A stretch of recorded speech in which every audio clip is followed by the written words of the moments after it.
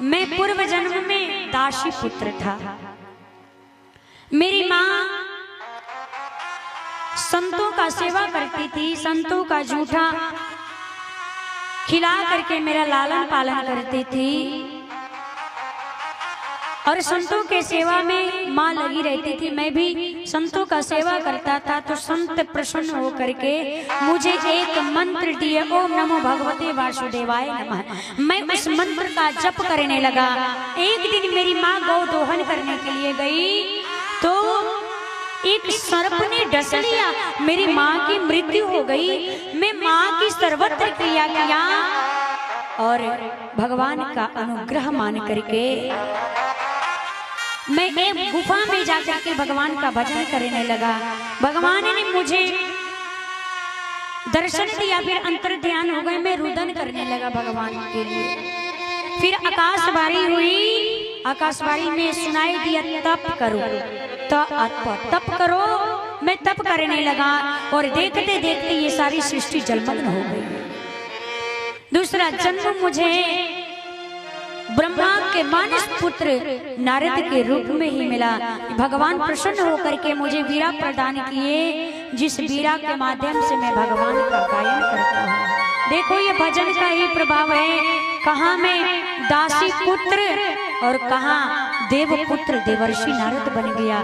तो ये सब संत की कृपा है। आधी घड़ी भी, आधे से आधे भी संत का यदि मिलन हो जाए, संतों का संगत हो जाए तो हमारा जीवन धन्य हो जाता है। हे व्यास जी, मेरे पिता ब्रह्मा ने मुझे भागवत का ज्ञान दिया था, वही चतुर श्लोकी भागवत मैं तुम्हें प्रदान कर रहा हूँ। इसे ग्रहण करो, तुम्हें मैं प्रदान करता हूँ। और इन 4 श्लोकों से आप विस्तार करो, जिससे जीव के मन को, जिसके जीवों का मन भगवान से प्रेम करके शांति मिलेगी, जीव के मन में शांति प्राप्त होगी। इसलिए आप इसका विस्तार करेंगे। व्यास जी उस चतुर श्लोकी भागवत के माध्यम से गणेश जी को निमित्त बनाए। देखिए व्यास जी महाराज समाधिष्ट हो गए और गणेश जी महाराज भागवत लिखने लगे। वो समाधिष्ट में चले गए और जो भगवान अपनी लीलाओं को दिखाते गए वो बताते गए व्यास जी महाराज। और गणेश जी महाराज भागवत को लिख दिए। 18,000 श्लोक भागवत व्यास जी ने नहीं लिखी है, गणेश जी ने लिखी। अगर भागवत जी के लिखने के लिए उन्होंने तो व्यास जी तो समाधि में चले गए। गणेश भगवान लिख करके पूरा कर दिया 18,000 श्लोक, 335 अध्याय, 12 स्कंद। तब जाकर के व्यास जी महाराज के मन में शांति मिली और सोचे इस भागवत का अधिकारी कौन हो सकता है। इस भागवत का अधिकारी मेरा पुत्र सुखदेव हो सकता है,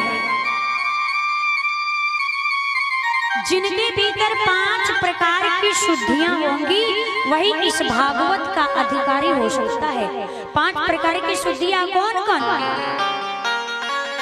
वंश शुद्धि, आत्म शुद्धि, पितृ शुद्धि, मातृ शुद्धि और अन्न शुद्धि।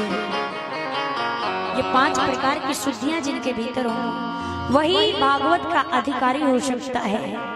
सोचने लगे ये 5 प्रकार की शुद्धियां मेरे पुत्र सुखदेव के भीतर है। ये भागवत जी का श्लोक ही मेरे पुत्र को लेकर के आ सकता है। आपने 2-4 शिष्यों को 2-4 श्लोक सिखा दिए और कह दिए कि जहां पर मेरा पुत्र सुखदेव तपस्या कर रहा है, वहां पे जाकर के इस श्लोकों का गायन करिएगा। शिष्य गए और जाकर के सुखदेव जी के निकट श्लोकों का गायन करने लगे।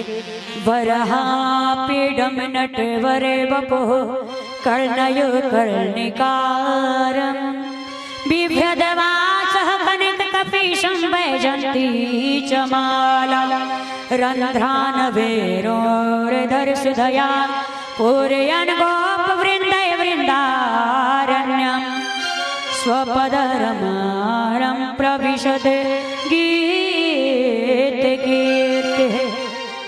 जिनका नट जैसा वेश है, मोर के पंख को धारण कर रखी है, कानों में पुष्प लगा रखे हैं और वैजंती की माला पहन करके बांसुरी की नाद करते हुए ग्वाल बालों के साथ में नंगे पांव गायों के पीछे पीछे भ्रमण कर रहे हैं, गायों के पीछे पीछे विचरण कर रहे हैं।